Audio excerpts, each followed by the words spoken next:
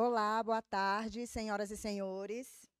Estamos de volta para o segundo dia do segundo Congresso de Responsabilidade Civil, evento realizado em uma parceria entre a Escola Judicial de Pernambuco e a Comissão Especial de Responsabilidade Civil da OAB, em homenagem ao professor Silvio Neves Batista. É um verdadeiro prazer recebê-los aqui novamente. E ontem, todo mundo que está aqui esteve aqui ontem? Todos? Enfim, vocês vão ver agora um resuminho do quanto foi legal o dia de ontem. Acompanhe com a gente.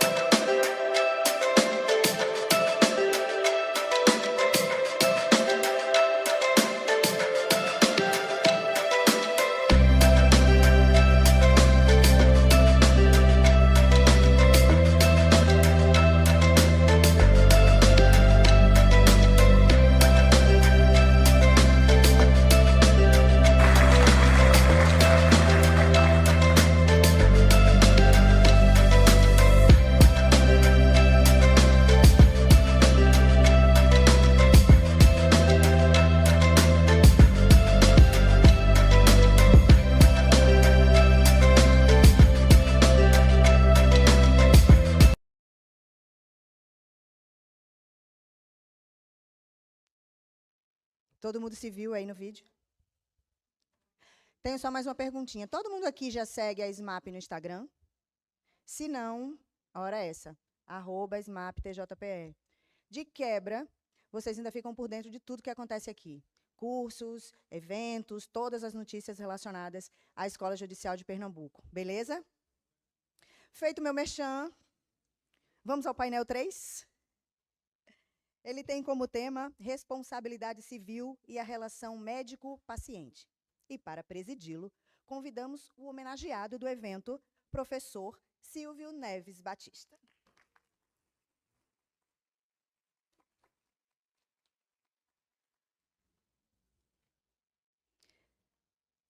Professor Silvio vai presidir a mesa, que terá como painelistas Dr. Silvio Romero Beltrão, a doutora Rosana Chiavassa e também a doutora Rafaela Nogaroli.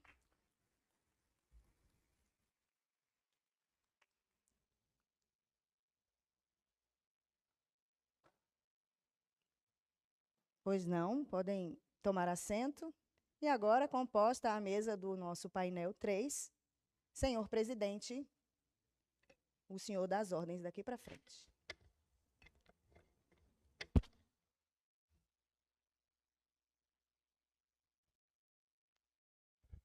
Dando início ao painel de hoje, ouviremos, em primeiro lugar, o Dr. Silvio Romero Beltrão. Silvio Romero é pós-doutorado em Direito pela Faculdade de Direito da Universidade de Lisboa, mestrado e doutorado em Direito pela Universidade Federal de Pernambuco, professor adjunto da Universidade Federal de Pernambuco, professor da Escola da Magistratura do Tribunal de Justiça de Pernambuco, é juiz de Direito, titulado 18ª Vara Civil e juiz supervisor desta escola SMAP. Com a palavra, o Dr. Silvio Romero.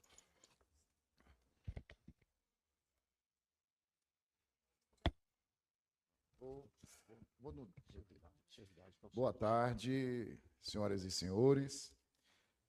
Inicialmente, pode contar o tempo já. Inicialmente, eu cumprimento o professor Silvio Neves Batista, que nos honra em ser homenageado nesse momento, nesse evento, e eu também fui seu aluno. Eu não tive a sorte do desembargador Jorge Américo de pegar o senhor do início ao fim.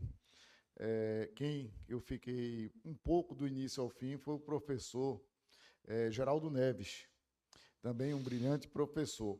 Mas, na ocasião, eu tinha começado minha turma com o professor Arthur César. E o professor Arthur César se aposentou na minha turma e o senhor deu umas aulas no decorrer, junto com a professora Vera Della Santa e outros professores, para fazer, vamos dizer assim, um mutirão. E foi esse momento que eu tive a honra de ser vosso aluno, mas não tanto quanto o desembargador Jorge, que pegou, vamos dizer, toda a formação civilista dele com o senhor. E fomos colegas de departamento. E eu cheguei, o senhor era chefe de departamento, e a gente teve uma relação muito boa naquele departamento de Teoria Geral do Direito Civil, não, Teoria Geral do Direito Privado, não, era Teoria Geral e Direito Privado. O departamento foi extinto, eu já estou esquecendo como é a sigla. Mas gostaria também aqui de cumprimentar o professor Pamplona, que está aqui. Eu quero dizer para os meus alunos que aquele livro não é só de Papistosa, não, é também de Pamplona, porque só falam de Papistosa. Mas o Pamplona também está aqui. E cumprimentar minhas colegas de mesa, a professora Rosana Chiavassa e a professora também Rafaela Nogaroli. Eu, quando preparei essa apresentação, eu fiquei pensando como eu ia apresentar essa questão de responsabilidade civil. Eu tenho uma disciplina de direito médico, mas eu pautei minha apresentação, e eu costumo dizer isso muito, meus alunos na faculdade, naquilo que efetivamente acontece nos tribunais. Eu costumo dizer, professor Silvio Neves, que o que cai na minha prova é aquilo que cai nos tribunais, porque não adianta eu ensinar algo que no dia a dia não se aplica. Ou seja, eu estaria perdendo tempo. E aí me veio logo a ideia. Não está passando, deixa eu ver. Não está passando. Como é que... Veja lá.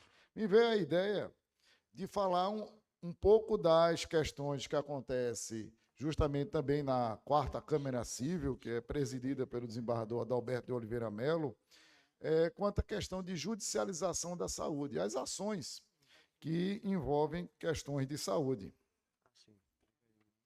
Não está passando. Mas, e muitas ações são aquelas em que o plano de saúde nega cobertura,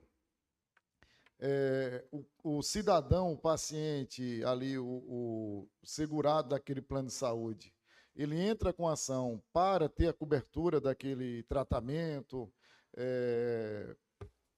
de uma cirurgia, de alguma coisa nesse sentido, e, em seguida, na mesma petição, ele pede indenização por danos morais. Então, o que é que eu pensei? Eu vou pegar essa parte em que vai ser estudado esses danos morais. Eu trouxe isso e justifico em razão da figura da judicialização da saúde, que se baseia justamente na ideia do direito à saúde constante no artigo 196 da Constituição Federal. E essa judicialização da saúde é um fenômeno, é algo que está acontecendo em todo o Brasil.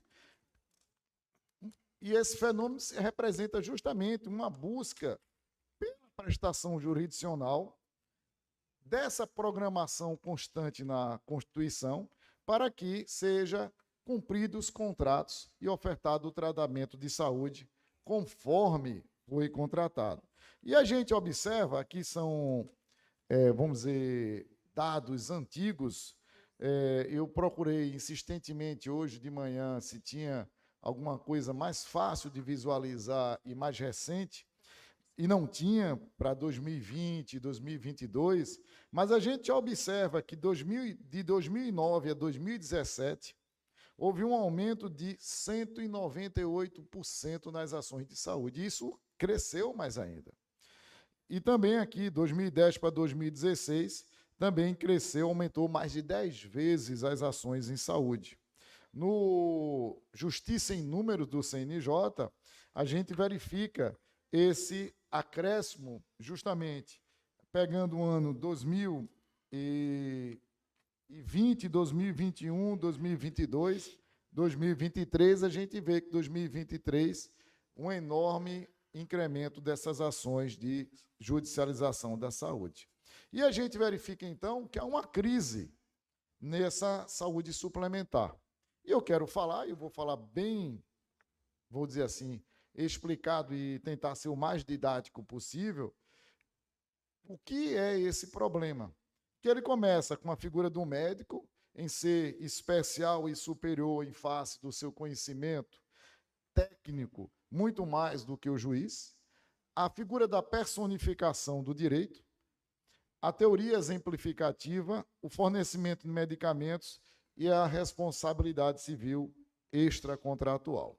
Então, a primeira coisa, quando a gente começou, professor, me recordo muito bem, até o início das demandas da saúde, a gente dizia, quem sabe o melhor tratamento para o paciente é um médico. E, de certa forma, os juízes sequer analisavam de forma aprofundada os pedidos. Se o médico determinou, se o médico receitou, se o médico prescreveu, nós vamos cumprir. É o médico que está determinando. Não havia, vamos dizer assim, uma contestação sobre se o tratamento era eficaz ou não, se o tratamento iria trazer algum efeito de melhoria ou não. Não havia. O médico era especial porque ele estudou, ele que fez toda a graduação em medicina, e ele era, como eu falei aqui, também superior, porque ele que tem e detém autoridade para determinar qual é o melhor tratamento. E aí, evidentemente, nós, juízes, ficávamos acuados, que a gente não podia dizer nada diferente do que o médico disse. Outra questão, esse é um ponto, primeiro, a superioridade do médico. Outra questão também que aparecia nos tribunais era a personificação do direito. Eu não vou explicar aqui o dilema do trem por inteiro, mas essa personificação do direito é porque esse processo de direito médico, ele tinha rosto, ele tinha nome, ele tinha voz. Então, no momento em que se diz, e o advogado costumava fazer isso ao chegar ao fórum, essa pessoa vai morrer, se morrer, a culpa é do juiz, essa pessoa está mal, se o juiz não der a liminar, vai carregar todo esse ônus de ter negado a liminar. Havia sempre uma personificação, era uma pessoa que estava ali. Muitas vezes, quando o juiz julga um processo, ele despersonifica. Ele está julgando ali a causa, não interessa quem é a parte. Eu costumo dizer que eu não leio muitas vezes o nome da parte, não me interessa o nome da parte, não conheço a parte, mas quando era processos de saúde, fazia-se questão em apresentar esse dilema da parte. Muito semelhante à figura do dilema do trem, que muito rapidamente eu vou explicar aqui para vocês, que é se você tem num trilho, vindo um trem, 5 pessoas que podem ser, vamos dizer, atropeladas pelo trem, e do outro lado do trilho tem uma só pessoa. Naturalmente, o que é que você faria? Você moveria a manivela para que o trem atropelasse só uma pessoa. Seria um caráter utilitário. Em vez de matar 5, eu vou matar uma só pessoa. Em regra, quando a gente faz essa pergunta, podendo deixar o trem livremente, atropelar 5 pessoas, e podendo você mudar o curso desse trem para que atropele só uma pessoa, isso seria justo? É válido? A maioria das pessoas vão dizer, é uma ação válida, é uma ação justa, porque, de um ponto de vista utilitário, estaria se atropelando só uma. Mas quando a gente bota a pergunta da seguinte forma, e se for seu pai? E se for sua mãe? Se for seu filho? Ah, não, atropela os 5. Deixa isso aqui sozinho. É a mesma coisa que eu falo da personificação em relação às ações de saúde. Tem rosto, é um pai, é uma mãe, é um filho. Isso fica muito mais difícil de julgar. E aí, efetivamente, entro na questão que eu queria falar, restrita a fornecimento de medicamentos. Eu não vou falar de outros tratamentos, internação, vamos dizer, cirurgias, outros tratamentos em si. Eu vou me pautar só nesse de medicamentos, porque aqui eu encontro menos dúvidas. E quando um plano de saúde nega o fornecimento de medicamento, a pessoa entra com ação, evidentemente, contra o plano de saúde, querendo que seja fornecido esse medicamento. A lei que trata de plano de saúde, ela diz o seguinte, que medicamentos não são obrigatórios de serem fornecidos. Não há obrigatoriedade no fornecimento de medicamentos, salvo aqueles medicamentos para tratamento, desculpe, até vou explicar, tratamento de câncer. O medicamento ambulatorial, hospitalar, é obrigatório, até para esclarecer. O medicamento domiciliar não é obrigatório, salvo para tratamento de câncer. No hospital, sim. Todo medicamento fornecido no hospital é coberto, mas o de uso residencial, ele não é coberto. Então, a pessoa precisa de um medicamento que não é para câncer e promove uma ação contra o plano de saúde. E nessa ação, ele pede danos morais. É aqui onde eu vou tratar dessa questão. Essa ação, ele tem dois pedidos. Que o juiz determine na tutela final e na tutela antecipada que o plano de saúde cubra o pagamento dos medicamentos. E, em razão dessa negativa que se diz ser indevida, que ainda seja condenado em danos morais. Muitas vezes se coloca o caráter exemplificativo vamos dizer assim, do rol da ANS, só que na Lei 14.454, nessa parte, ele colocou que é exemplificativo o tratamento ou procedimento prescrito. Se for para a Lei de Plano de Saúde, a Lei de Plano de Saúde separa tratamento, procedimento prescrito de medicamentos. São coisas separadas. Medicamento não está no rol exemplificativo. Mas todo mundo, evidentemente, se o advogado vai fazer um pedido nesse sentido, ele vai fundamentar dizendo que é exemplificativo. Mas eu vou diretamente para a responsabilidade civil. Vejam que na ação, o que é que se pede? A cobertura, o pagamento do tratamento, o pagamento do medicamento. Aqui eu vou falar tão somente do dano moral que se pede. E é por isso, inclusive, conversando ontem à noite com Tartucci, e a gente tem a mesma ideia, ele disse que as petições iniciais muitas vezes são mal feitas. Por quê? Porque o advogado se preocupa muito com o medicamento, com o tratamento, e não explicita qual foi o dano. Ele não diz qual foi o dano. Quando ele chega na parte do dano, ele diz, e que seja condenado em danos morais. E aí eu venho, vamos dizer, descascar essa questão. Então, responsabilidade civil dos planos de saúde por fornecimento de medicamentos. Atribui-se culpa ao plano de saúde pela negativa em fornecer o medicamento. Atribui-se dano em face da lesão à saúde física e mental do paciente. Muitas vezes diz, o paciente ficou aborrecido, o paciente ficou ansioso em razão da negativa, e atribui-se nexo ao agir do plano de saúde e no resultado da lesão. Mas quando a gente vai... Travou de novo. Opa, agora foi demais. Espera aí, deixa eu ver se vai. Pronto. Não, aí já foi agora. Então, nisso aí, deixa eu voltar aqui para saber se é isso mesmo. Exato. Nisso aí a gente pode dizer, como se fala que há duas correntes, eu já antecipei isso, que a primeira que entende que o rol é taxativo e o plano de saúde não tem a obrigação de fornecer o medicamento e, por isso, não há dano moral. e está lá na lei de plano de saúde que medicamento só o para tratamento de câncer. E a segunda que entende que o rol é exemplificativo e o plano de saúde passa a ser responsável pelo fornecimento e a negativa causa dano moral. E aí eu vou para umas questões de fato, que muitas vezes são postas na petição. Na grande maioria dos processos, não há prova do dano, diante da alegação de que o dano é in re ipsa, sendo presumível em face da violação do direito. Então, muitas vezes, não, o dano é in re ipsa. E não se chega à prova ou à determinação de qual foi o dano que foi causado. Que dano causou? Por outro lado, não constando o procedimento no rol do INS, não é possível declarar que a atitude do plano de saúde é ilícita.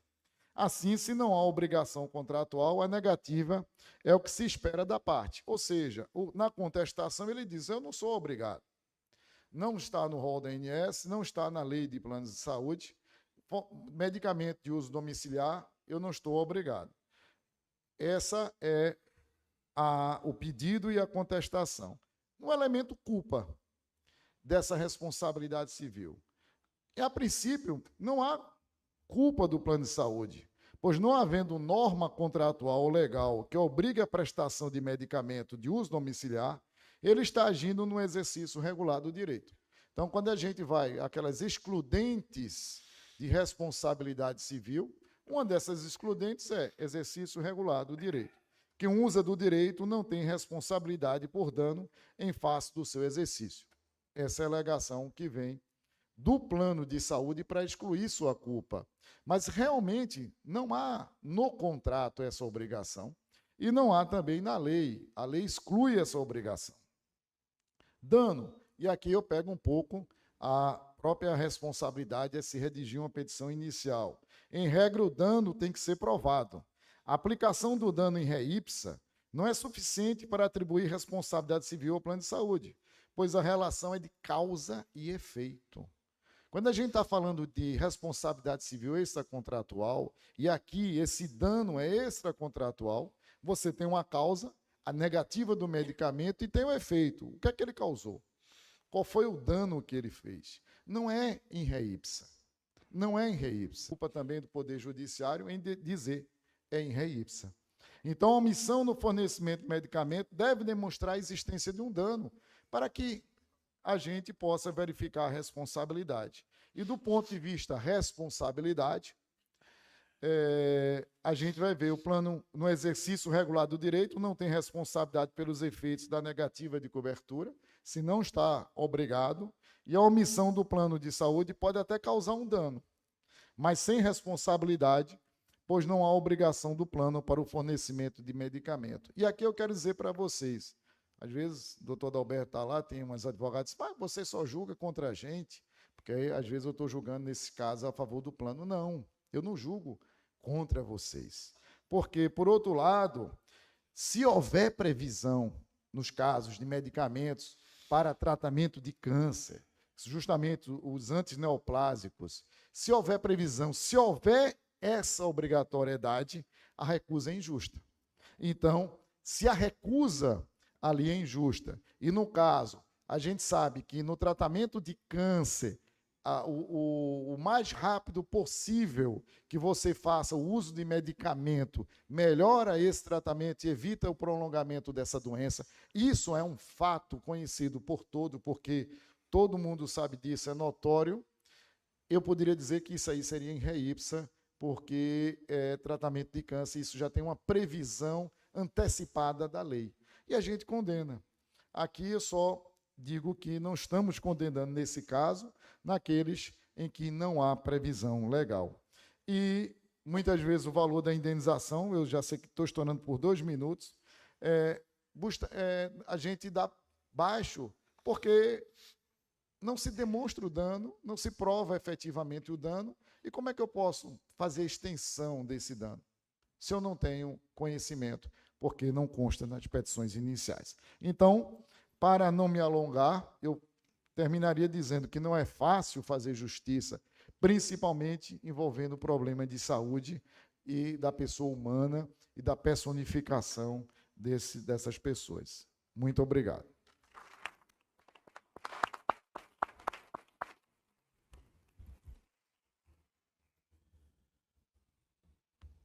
Parabéns, professor Silvio.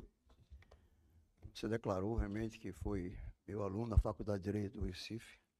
E realmente é gratificante para um professor ver o desempenho dos seus ex-alunos, porque tem aquela falsa impressão de que concorrer para aquilo. Não concorre com nada. Ele se concorre com muito pouco. Parabéns pela exposição. Concedo a palavra à professora Rafaela Nogaroli. Professora Rafaela é presidente e membro fundadora do Instituto Miguel Kfouri Neto, Direito Médico e da Saúde. Advogada com 7 anos de experiência como assessora de desembargador. Mestre em Direito pela Universidade Federal do Paraná, supervisora acadêmica do curso de especialização em Direito Médico e Bioética da EBRAD, diretora adjunta e membro do IBERC, professora convidada do curso de especialização em Direito da Medicina do Centro de Direito Biomédico da Universidade de Coimbra, onde estudou como pesquisadora visitante, escritora do livro Responsabilidade Civil Médica e Inteligência Artificial. Com a palavra, a professora Rafaela.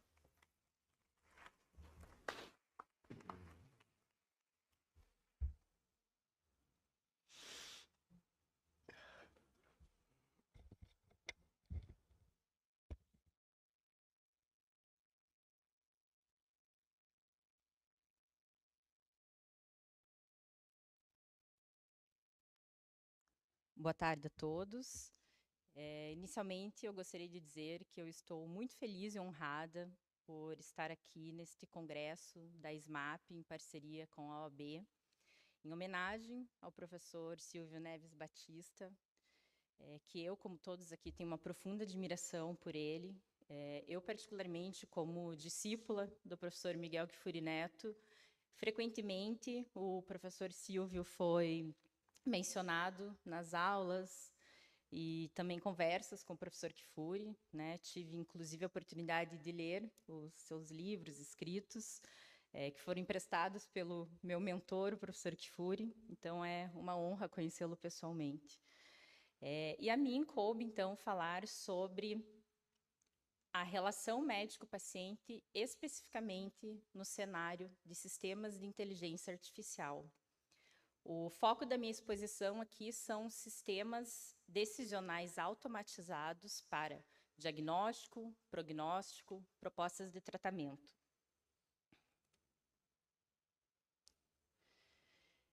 Opa.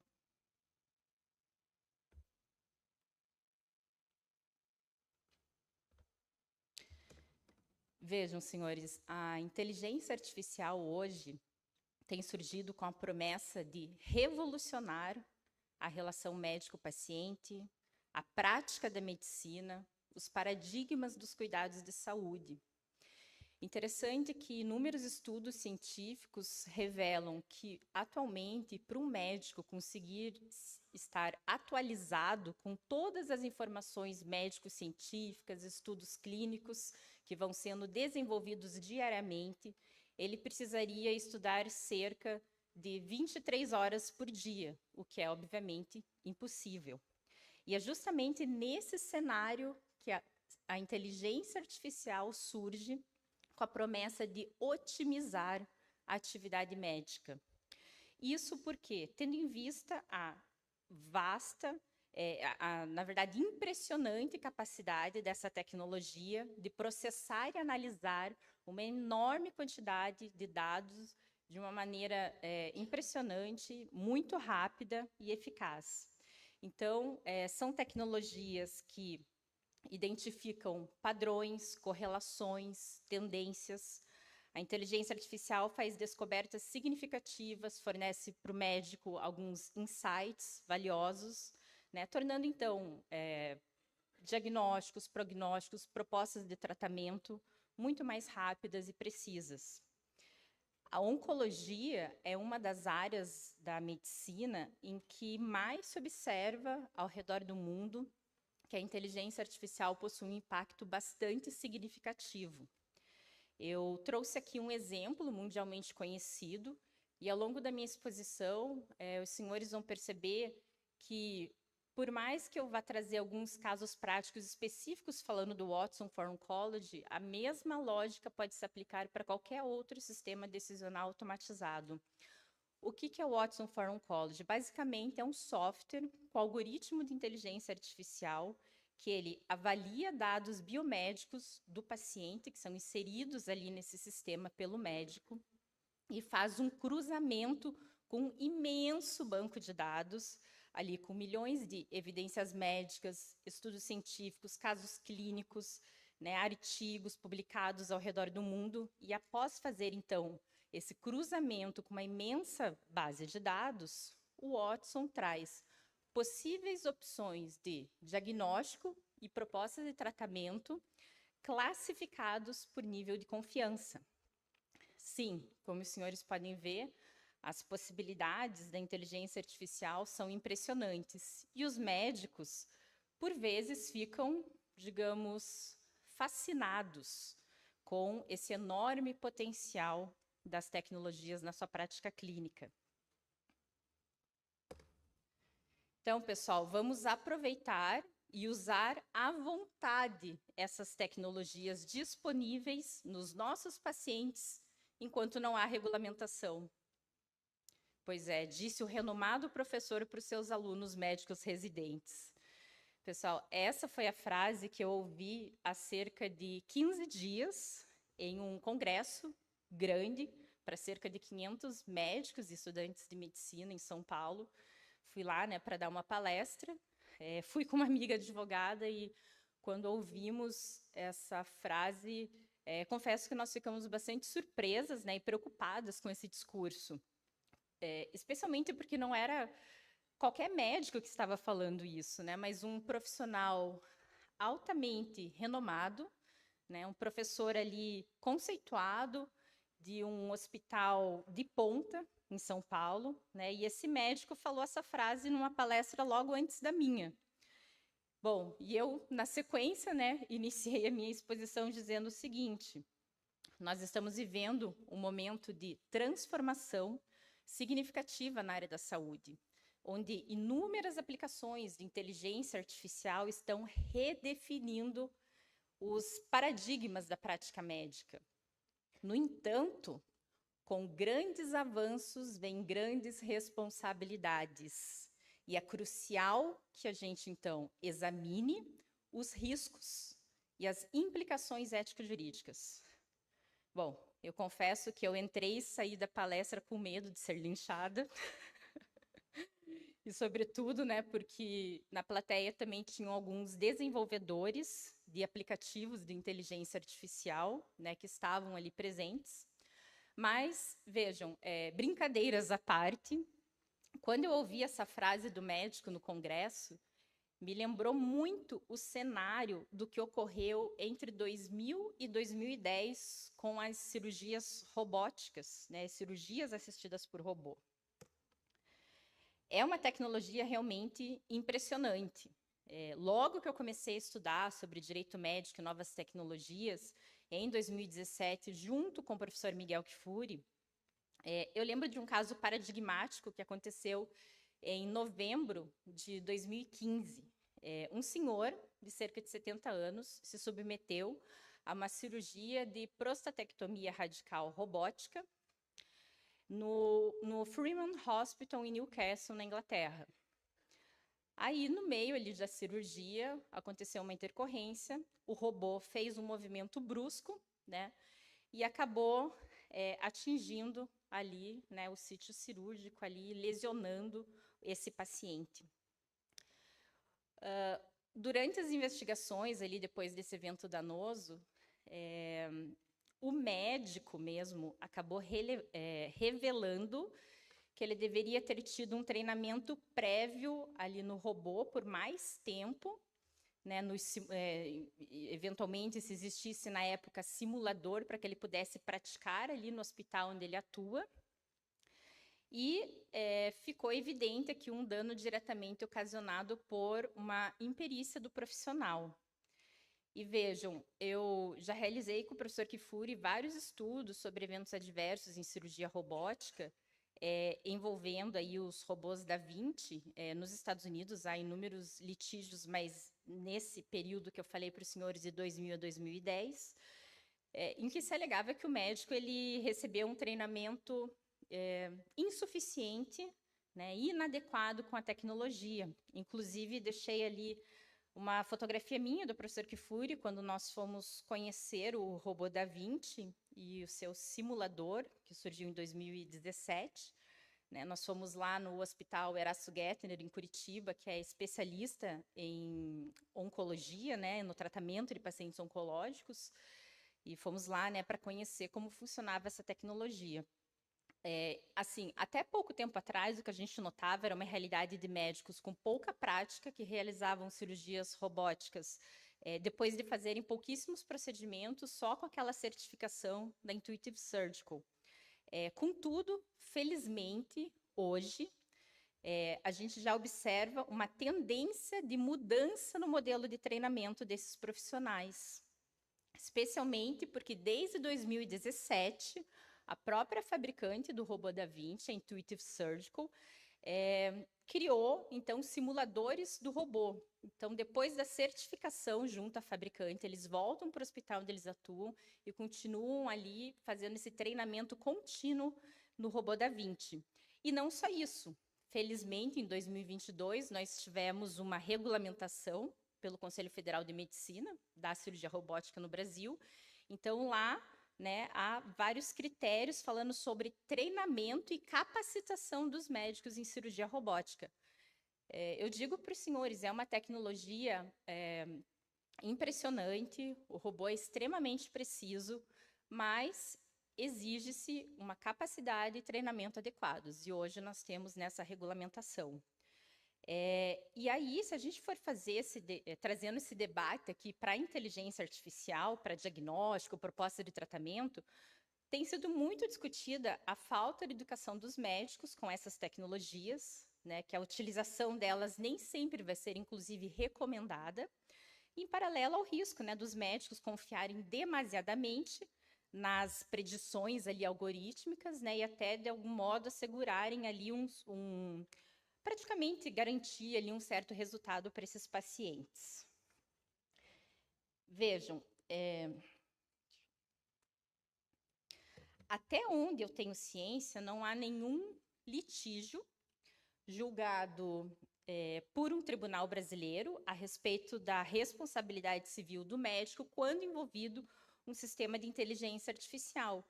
Mas, tendo em vista os riscos da tecnologia, ela tem sempre uma certa imprecisão, né, uma falibilidade, ela não é 100% precisa, e outras situações também, a falta de transparência dos mecanismos internos ali dessa tecnologia, né, que é o que o professor Frank Pasquale chama do black box medicine, e esse implemento mesmo cada vez mais frequente da tecnologia,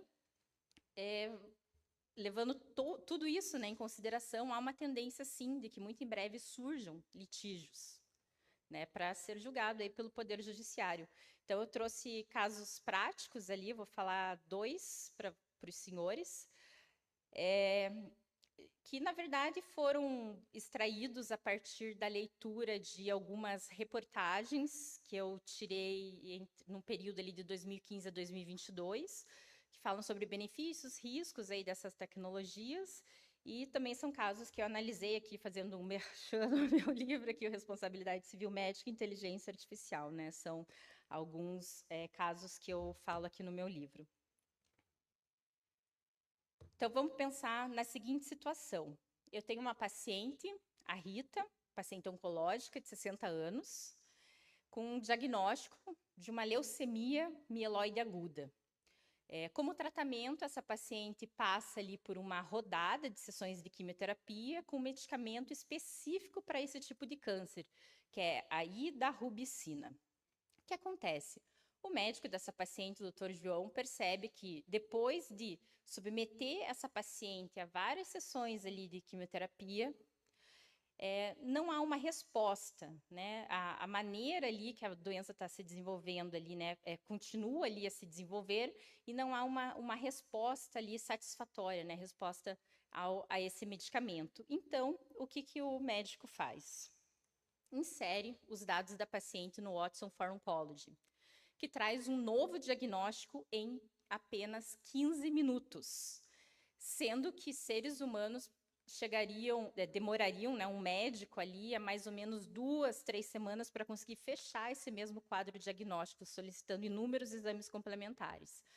E aí fechou essa segunda hipótese diagnóstica, né, de uma rara leucemia secundária causada por síndromes mielodisplásicas. O médico, então, seguiu esse resultado trazido pelo Watson e iniciou o novo tratamento com a droga azacitidina, que é indicada, então, para tratar especificamente síndromes mielodisplásicas. Essa é uma situação que aconteceu realmente no Japão, no hospital no Japão, em 2018, salvo engano, e a paciente alcançou a remissão completa e a cura da doença. Contudo, claro, esse é um caso de sucesso, mas não impede que a gente reflita sobre o seguinte: e se o médico não tivesse seguido essa recomendação trazida pela tecnologia ali, por esse algoritmo, né, sobre o diagnóstico da doença rara, será que ele poderia ser responsabilizado?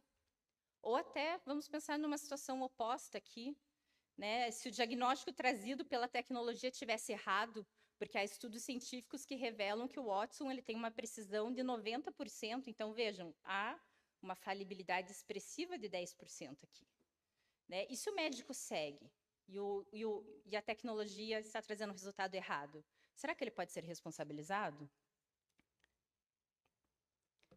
Para responder essa questão, a gente sempre tem que partir da seguinte premissa, que numa demanda indenizatória, não é propriamente o erro de diagnóstico que o juiz vai analisar, né? Mas sim se o médico teve culpa no modo que ele procedeu ali ao diagnóstico, se é um erro grosseiro, né? Então, eu preciso avaliar se ele recorreu a todos os meios ali que estavam ao seu alcance para a investigação do quadro clínico desse paciente. E, segundo lições do professor Miguel Kfouri Neto, o erro de diagnóstico vai ser grosseiro em quais situações? Um exame superficial do paciente, quando o médico desconsidera alguns sintomas que são evidentes, que exigiam, por exemplo, exames complementares, né, para melhorar a apuração ali do quadro clínico. Então, diante disso, para avaliar qual o grau de diligência exigível de um médico quando envolvido um sistema de inteligência artificial, é sempre preciso que a gente compreenda o funcionamento de cada tecnologia e o envolvimento do profissional no processo de tomada ali de decisão com a inteligência artificial, né, incluindo a própria decisão de utilizar essa tecnologia ou não, né, para determinado, né, caso clínico ali em questão. Isso pode ser, obviamente, que oportunizado, por exemplo, por um laudo pericial.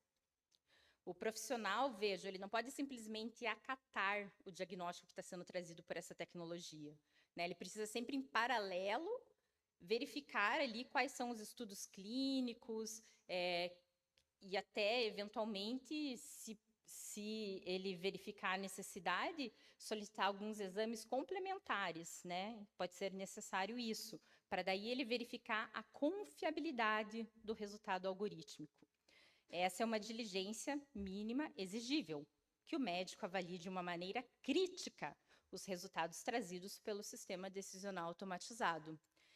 E para fechar esse caso aqui, eu entendo que é importante o médico fazer o registro em prontuário do motivo pelo qual ele seguiu ou não o resultado da inteligência artificial. E até pensando em termos mesmo de direito médico preventivo, colocar ali uma impressão em PDF do resultado que foi trazido ali, né, pela tecnologia como um anexo ao prontuário. Isso vai ser, sem dúvidas, um elemento a mais de prova da diligência do médico aí em um eventual litígio. O ponto é que a inteligência artificial não vai substituir o profissional, de modo que uma eventual falha no processo decisional é de quem? É do próprio profissional. A tecnologia serve como um suporte, um suporte, jamais um elemento de supressão da autonomia do médico. Deixa eu só dar uma passadinha aqui, que estou vendo que meu tempo está quase esgotando. Vejam, um ponto bastante importante aqui para a gente conversar. Chegando aqui no último caso para a nossa análise, né? Imaginem a situação de um sistema de inteligência artificial que, depois que ele foi implementado num hospital aqui em Recife, começa a apresentar frequentemente resultados errados, diagnósticos errados, especialmente para pessoas negras. Mulheres negras com câncer de mama são diagnosticadas tardiamente pelo Watson. Essa, inclusive, uma situação que, sim, ocorreu, né, uma situação de discriminação algorítmica que ocorreu em 2018 com o Watson for Oncology. Depois se descobriu que a base de dados dele, né, que o algoritmo foi programado, tinha pouquíssimos casos clínicos e estudos científicos envolvendo pacientes negras. E será que o médico, né, para além assim, da gente pensar sobre o defeito do produto, do ponto de vista da responsabilidade do fabricante, será que o médico não tem nenhuma responsabilidade sobre o arsenal tecnológico que ele está utilizando na sua prática clínica? Então, para fechar minha exposição, quero dizer para os senhores o seguinte: sim, o médico tem uma responsabilidade nesse cenário. Por quê?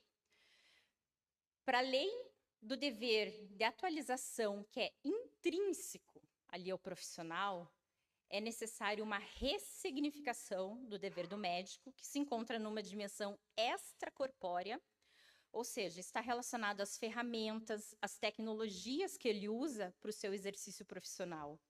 Então, nesse sentido, se o médico utiliza na sua prática clínica uma tecnologia que apresenta frequentemente resultados errados, imprecisos, dependendo do caso concreto, ele pode sim vir a ser responsabilizado.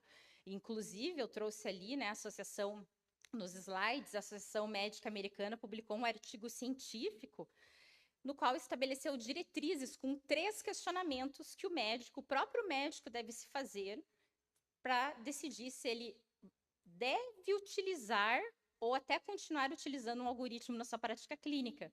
Primeiro questionamento: a inteligência artificial funciona?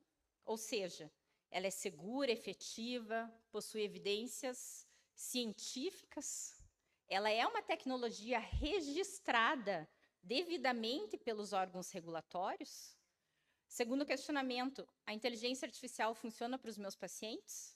Ou seja, a programação desse algoritmo ocorreu num cenário populacional e de saúde similar que reflete a minha prática clínica? E, por fim, terceiro questionamento, o médico deve se perguntar: a inteligência artificial melhora realmente os resultados clínicos? Né? Então, depois que eu implementei essa tecnologia ali na minha prática clínica, eu tenho observado que ela, de fato, tem um impacto positivo nos desfechos ali de saúde, a acurácia que a fabricante estava alegando quando eu adquiri essa tecnologia é a mesma, de fato, aqui? Então, vejam, essas diretrizes fomentam a ideia de que o médico deve ser, dentro, obviamente, das suas concretas possibilidades, vigilante no acompanhamento da performance desses sistemas de inteligência artificial. Bom, só para os senhores verem aqui que o dever de vigilância médica, na utilização de sistemas de inteligência artificial passa pela ideia trazida com a proposta de reforma do Código Civil, na parte que fala sobre a função preventiva da responsabilidade civil, né? E essa nova sistemática prevê o Instituto da Responsabilidade Civil como um mecanismo não apenas de contenção de danos, mas também de comportamentos, né? Algo que o professor Nelson Rosenwald e outros juristas brasileiros muito bem defendem há bastante tempo, né? Então, deixo como recomendação de leitura, depois desses artigos, o 926A e o 926B. Bom, então eu finalizo a minha apresentação aqui com um pensamento do professor Eric Topol, que é um ilustre professor, escritor, médico, um dos maiores especialistas no mundo sobre o futuro da medicina. Ele diz: eventualmente, médicos adotarão inteligência artificial e algoritmos como seus frequentes parceiros de trabalho. Esse novo panorama do conhecimento científico disponível acabará levando a um novo tipo de desafio: encontrar e treinar médicos que tenham o mais alto nível de inteligência emocional, responsabilidade, sabedoria, com a utilização de novas tecnologias. Muito obrigada pela atenção de todos.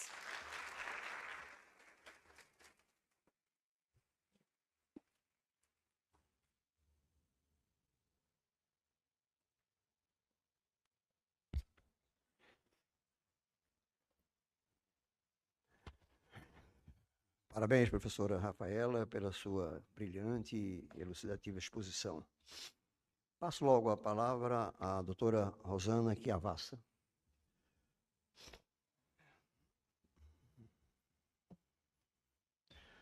A doutora Rosana é advogada formada pela Faculdade de São Francisco, Universidade de São Paulo. Tem curso de mestrado em Direito Penal pela PUC de São Paulo, curso de especialização em Processo Civil pela ASP, pós-graduação em Direito no Agro pela PUC Belo Horizonte, pós em Gestão no Agro pela Universidade Dom Bosco, de Mato Grosso. É coordenadora do Núcleo Temático do Direito Médico da Escola Superior de Advocacia da Ordem dos Advogados do Brasil, seção de São Paulo. Foi conselheira federal da OAB 1998-2000. É fundadora da Comissão da Mulher, advogada de São Paulo, integrante da Comissão de Responsabilidade Civil do Conselho Federal da OAB. Com a palavra, a doutora Rosana Chiavassa. Obrigada. Bom, atendendo a orientação de descrição audiovisual, eu sou Rosana Chiavassa, mulher branca, alta, magra, cabelo solto, castanho encaracolado, óculos de leitura, estou vestida de preto com casaco colorido por cima e salto alto. Isso para as pessoas deficientes que podem estar nos acompanhando. Bom, boa tarde a todos. Nesta sexta-feira, sou advogada e advogada, doutor Silvio. Meus filhos dizem que eu sou mais advogada do que mãe, porque o amor que eu tenho pelo direito me atinge na alma. E como advogada, eu não posso deixar de lembrar que a Constituição Federal nos dá o direito de ser, de escolher e fazer. Então, quem sou eu para não acolher a demanda de outrem, que entende que ele é todos? Durante muito tempo, pelo menos 2 décadas, me ignoraram como mulher. Eu fui me sentir respeitada quando mulher na Constituinte, quando ali inseriram homens e mulheres são iguais perante a lei. Nós vamos esperar inserirem na Constituição que os todes também têm direito de serem respeitados? Como advogada, eu acho que, desde já, eu sou obrigada a respeitar todos e como todos querem ser. Eu agradeço, antes de tudo, e parabenizo a SMAP, nas pessoas do Dr. Jorge Américo e Dr. Silvio Romero, que desde o início se empenharam e aumentaram essa ideia original, que é levar o debate. Eu me emocionei aqui ao ouvir o Dr. Silvio Romero, que me lembrou da primeira ação que entramos no Brasil contra uma operadora de plano de saúde, isso em 1993. Naquela época, a ressonância magnética estava surgindo. E aí eu ouço a doutora Rafaela falar da inteligência artificial. E, observando essa transição de tempos e as mudanças que vêm ocorrendo, é que eu acho que isto que está acontecendo aqui e vem sendo feito é que fará com que consigamos, finalmente, em algum momento, juntar a lei, que, como diz Goffredo da Silva Teles, no dia seguinte já está envelhecida, e eu vi ele falando isso em sala de aula, com o dinamismo da nossa sociedade. Então, doutor Silvio, doutor Jorge, parabéns. Meus respeitos aos funcionários da casa, que fazem tudo isso acontecer de uma forma brilhante. Agradeço e parabenizo o doutor Eduardo Lemos pela caravana de responsabilidade civil no Brasil. neste momento importante. E, independentemente do que teremos em 2025, doutor Eduardo, a semente foi plantada. E eu espero estarmos visitando esse nosso Brasil de cabo a rabo em 2025, 26, 27, e que isto aconteça em todos os estados. Cumprimento meus colegas de comissão, começando pelo anfitrião, doutor Henrique Buril, doutor Lovato, doutora Carolina Nobre, doutora Carolina Cavetti, Luciana e Rafaela. Muito prazer, doutor Silvio. Que alegria ver um advogado com essa paixão pelo mistério. Como desejo eu chegar lá também ainda advogando com tanta lucidez, com tanto amor. Meus parabéns, de uma advogada para um advogado. Há exatamente um ano estava aqui e falei da evolução da responsabilidade civil na humanidade, de como deixamos de ver tão somente o lado econômico para finalmente chegarmos nos direitos da personalidade. Falei de morte digna. Hoje eu volto aqui para falarmos da relação médico-paciente, que se estende formando esse sistema que envolve médico, paciente, laboratório, clínica, hospital e operadoras. Mas, um parênteses. Acordamos e, dependendo de onde acordamos, estamos numa relação de consumo. O pessoal da comissão acordou dentro de um hotel, relação de consumo. Vamos tomar café após sair de casa, relação de consumo. Almoçamos ou lanchamos ou jantamos fora, relação de consumo. Vamos à farmácia, supermercado, açougue, relação de consumo. Vamos trabalhar onde somos fornecedores de serviço, relação de consumo. Falamos... Aqui, copiou. Nesses mais de 30 anos, eu brinco que relação de consumo foi perdida? Motéis, porque está saindo de moda. Mas outras surgirão. Então, o CDC continuará pulsando, porque é uma lei maravilhosa que veio mais para mudar comportamento social de não me engane, não minta para mim, me respeite, do que qualquer outra coisa. Então, o Código de Defesa do Consumidor continua vigindo por muito tempo, principalmente na área da saúde. Apesar de termos uma lei especial, o Código de Defesa do Consumidor é fantástico. Então, vamos lá. No mundo ideal, nós temos que a relação médico-paciente é um conceito central de medicina, onde a pedra angular do ato médico é esta relação, envolve emoções básicas do ser humano, tais como vulnerabilidade e confiança, estando o seu sucesso, e isso hoje já está pacífico, associado a melhores resultados terapêuticos, vínculo médico-paciente, a uma maior satisfação do doente perante os cuidados de saúde, bem como a uma sensação de realização profissional no mundo real. Infelizmente, no Brasil, nós temos duas realidades claras, Louis Vuitton e SUS.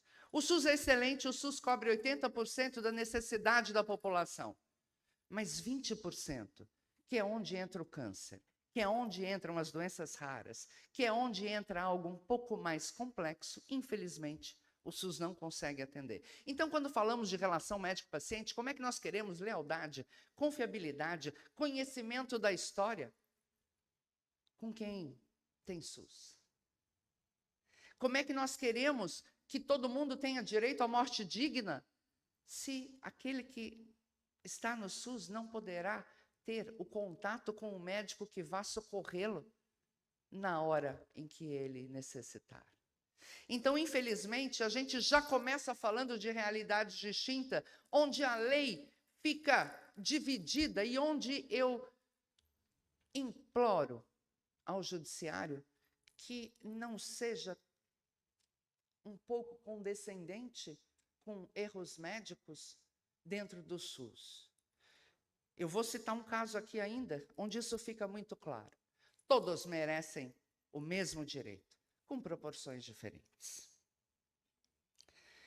Então, hoje nós temos 3 tipos de comunicação médico-paciente. Um modelo autoritário, que é o modelo da emergência.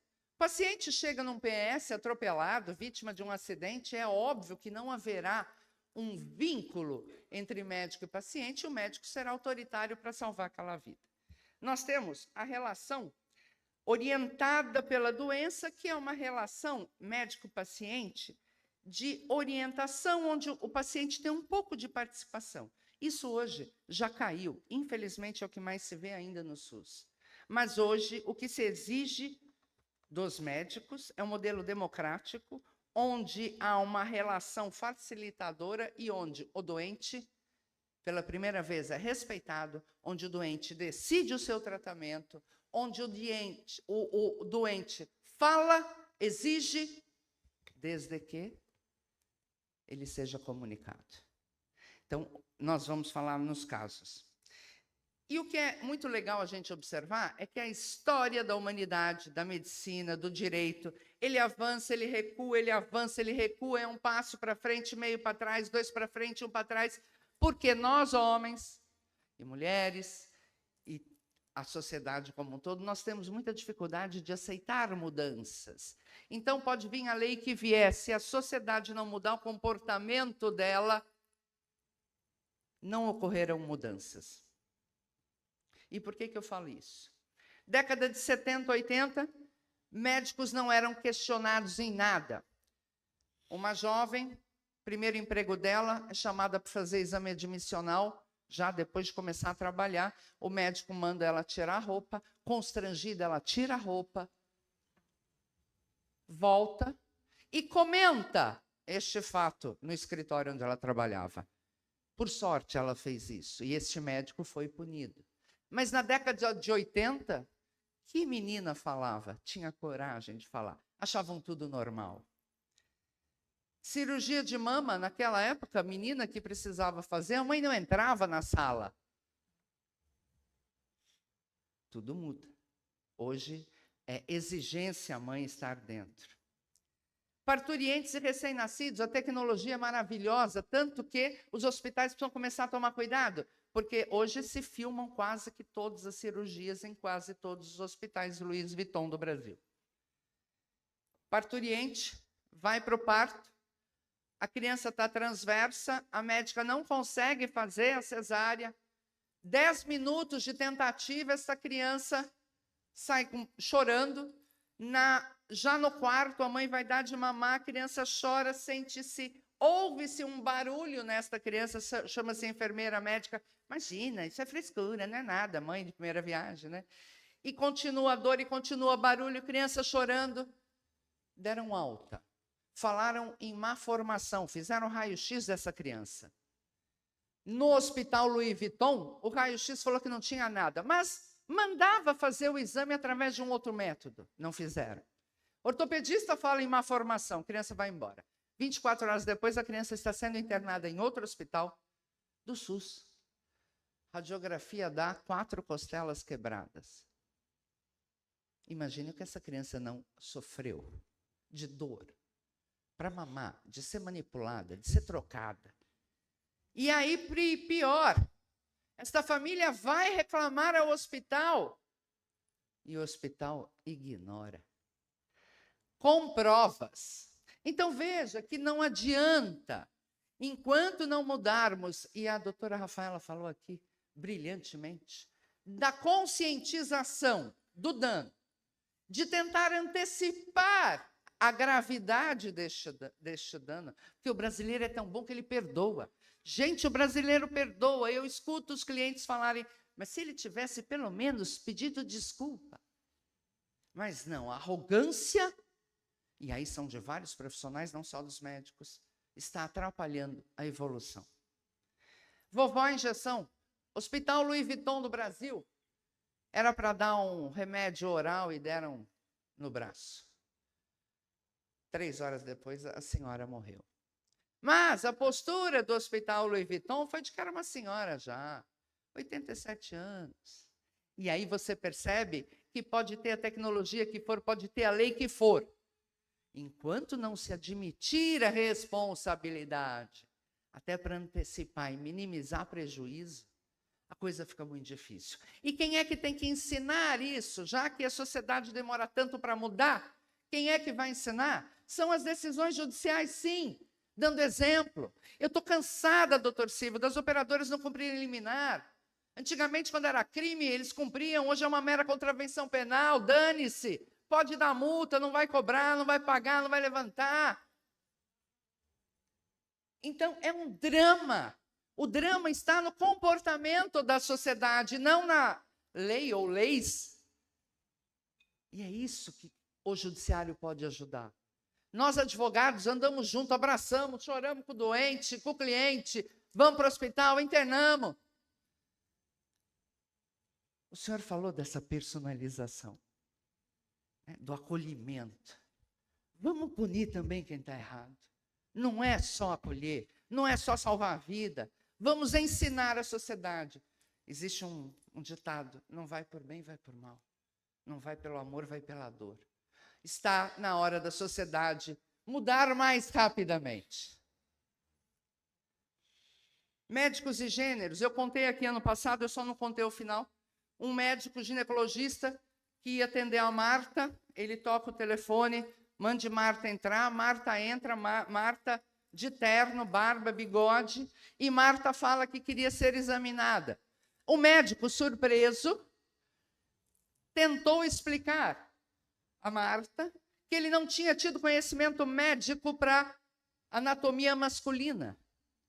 Enfim, foi um perrengue, a Marta saiu de lá, fez um boletim de ocorrência, Ministério Público, com receio, instaurou inquérito policial, foi arquivado, depois de 8 meses. Mas este médico abandonou a medicina. Então, nós temos hoje 59 gêneros. Não está na hora, e vamos voltar lá na frente, quando eu falei do todos, da gente começar a assimilar e ver como é que vai tratar e ver o que vai acontecer, porque nós estamos no caos. Depois do caos vem sempre a calmaria. Mas é momento de pensarmos, de agirmos e de assimilarmos tudo isso que está acontecendo. Eu vou além, fui procurada por Bianca para fazer a cirurgia de modificação de sexo. E aí vai, eu peço documentos, vem lá, Pedro. E eu começo a conversar com Pedro e falo, mas Pedro, você quer que entre em equação como Pedro? Não, eu sou Bianca, mas eu não posso entrar com ação como Bianca. A lei não me permite, juridicamente não é assim que funciona. E vai. Faz 2 meses que eu aguardo ele arrumar a documentação pessoal dele, virando Bianca, e que até hoje ele não arrumou porque ele tinha questões familiares não resolvidas. Então, a gente tem que sair dessa coisa robótica que a gente está para enxergar esses agentes que estão aí e que têm todo o direito de serem reconhecidos e respeitados. Já falei? Eu estou aqui com medo do prazo. Rapidão. Cirurgias e procedimentos estéticos, mama, postura, promessa. Esse é o setor que mais dano tem, porque as pessoas, com o anseio da beleza, topam tudo, aceitam tudo e depois vão ver o que vai dar errado. Precisamos ficar atentos nisso. Falei da questão da condescendência do judiciário. Pega o mesmo caso num hospital Louis Vuitton, num hospital do SUS, 2 crianças com febre, uma internada, demoram para fazer o exame de líquor, 12 horas depois ela morre. Criança do SUS, chega, vai embora, volta, porque vai embora e volta, vai embora, volta. Esta criança morre 5 dias depois. Aqui, condenação, meningite bacteriana. Como é que o hospital Louis Vuitton não viu? Mas espera aí, aqui, sentença de 1º grau, deu improcedência do pedido. Por quê? Porque o médico do SUS não é obrigado a tomar tanta cautela, não tem tantos aparelhos? Não, está errado. Está errado. A gente exige, sim, do melhor o melhor, mas a gente tem que exigir do bom o bom e não perdoar o bom porque tem muito trabalho, porque a estrutura é fraca, porque não tem remédio, porque não tem aparelho. Não. A gente tem que exigir que cada um tenha o que é seu. Rapidinho, Minas Gerais, menina vai ao médico, ela é lésbica. Ela pede anticoncepcional porque ela morre de dores menstruais. O médico, cidade pequena. O médico vira e fala, você não vai engravidar, você não gosta de homem. E ela vai embora. SUS. Esse médico já foi punido. O Brasil é campeão de cirurgia para aumentar os lábios internos das meninas brasileiras. E tudo bem, papai, mamães, né? Mamães levando. E é claro que essas cirurgias são feitas nos Louis Vuittons. Está passando muita coisa. E é tanta coisa que a gente não consegue parar para pensar e ver. Exames genéticos. Quem aqui quer saber se vai ter predisposição para alguma doença genética? Por favor, levanta a mão. Quem quer? Então, não é todo mundo. Mas o médico que pede o exame para a gente, ele não faz a gente assinar nenhum documento de querer ou não querer saber. Não é? Então, está tudo muito solto, porque a medicina genética é maravilhosa, bárbara, linda e divina. E a responsabilidade do médico para com esses resultados?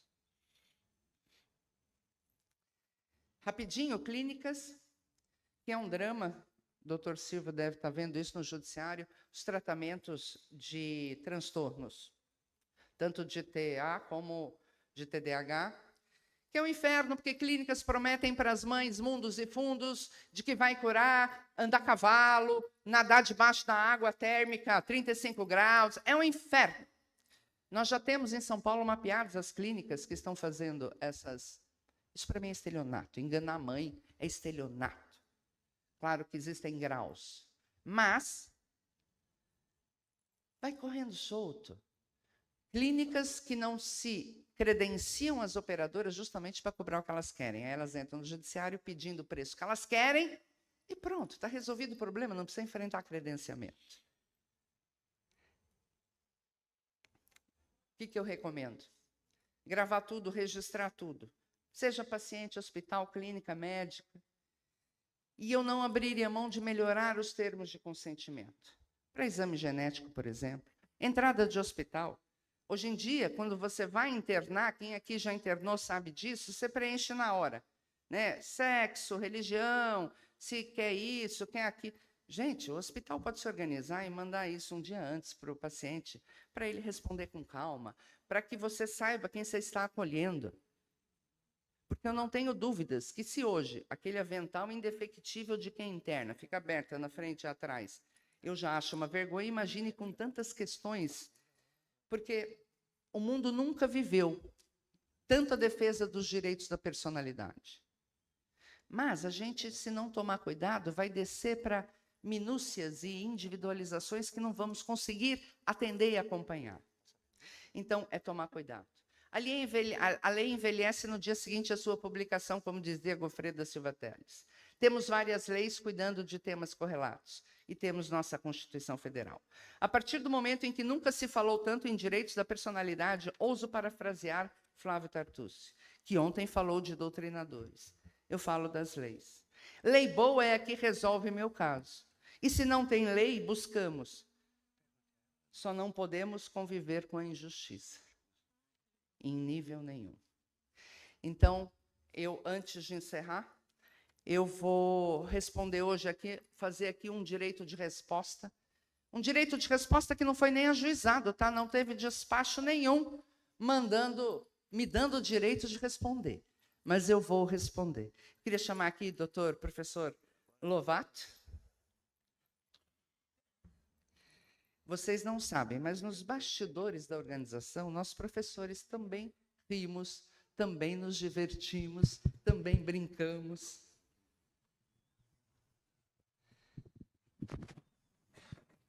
E, curiosamente, a escolha foi feita ontem às 11 horas da noite, melhor horário, e...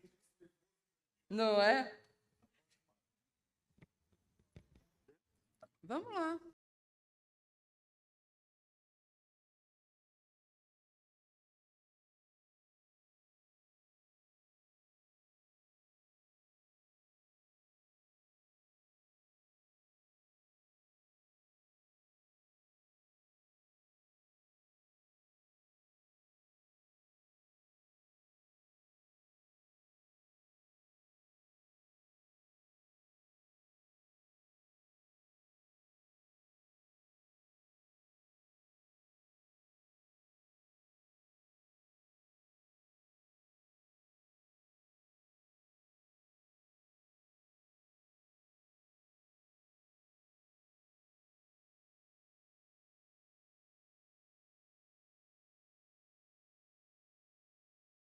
Stand by